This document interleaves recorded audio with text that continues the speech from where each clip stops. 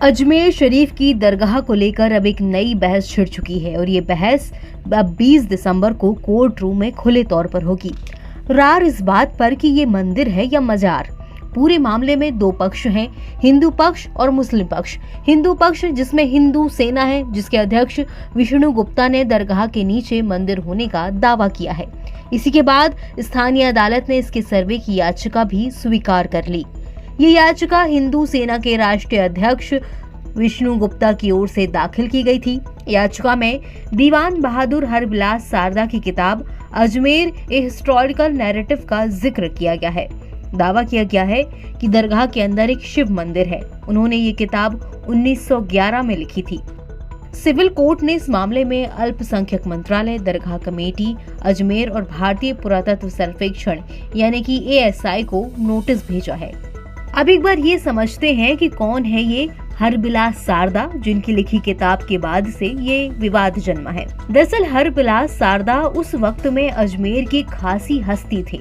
3 जून 1867 को अजमेर में जन्मे हरबिलास सारदा ने BA की डिग्री ली थी। इसके बाद वो आगे की पढ़ाई के लिए ऑक्सफोर्ड जाना चाहते थे, लेकिन इसी दौरान उन्होंने अपने पिता को खो दिया और विदेश जाने का उनका मंसूबा बदल गया।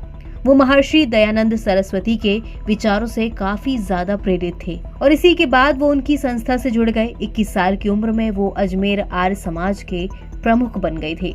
माहेश्वरी परिवार में जन्मे हरबिलास शिक्षक, विधायक और पूर्व न्यायाधीश थे।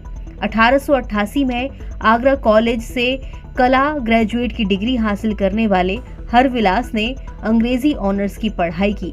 सारदा ने 1889 में अजमेर के सरकारी कॉलेज में एक शिक्षक के तौर पर अपना करियर शुरू किया था।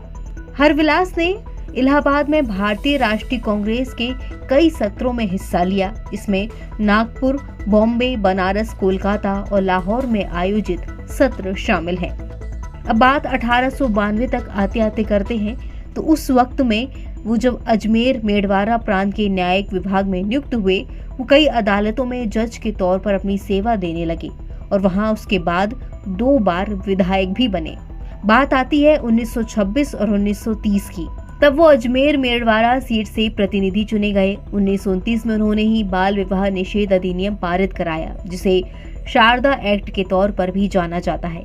20 जनवरी 1955 को 87 साल की उम्र में उनका निधन हो गया था। अब एक बार ये भी समझते हैं कि अजमेर शरीफ को लेकर उन्होंने अपनी किताब में क्या लिखा है। दरअसल सारदा ने कई तरह की किताबें लिखी हैं। इनमें से एक थी अजमेर हिस्टोरिकल एंड डिस्क्रिप्टिव। इस किताब में वर्तमान इमारत में 75 फीट ऊंचे द्वार के निर्माण में मंदिर के निशान दिखाए गए हैं। उन्होंने यहाँ एक तहखाने का भी जिक्र किया और इसे शिवलिंग बताया, जहां ब्राह्मण परिवार पूजा पाठ करता था। 1911 में पब्लिश हुई इस किताब में उन्होंने ख्वाजा मुइनुद्दीन चिश्ती के जीवन काल और उनकी दरगाह को लेकर कई अहम बातें लिखी हैं। इसी किताब में हरबिलास सारदा ने कहा कि दरगाह का निर्माण मंदिर के अवशेषों पर किया गया है। अब इस किताब को ही आधार बनाकर कोर्ट में वाद दायर किया गया है।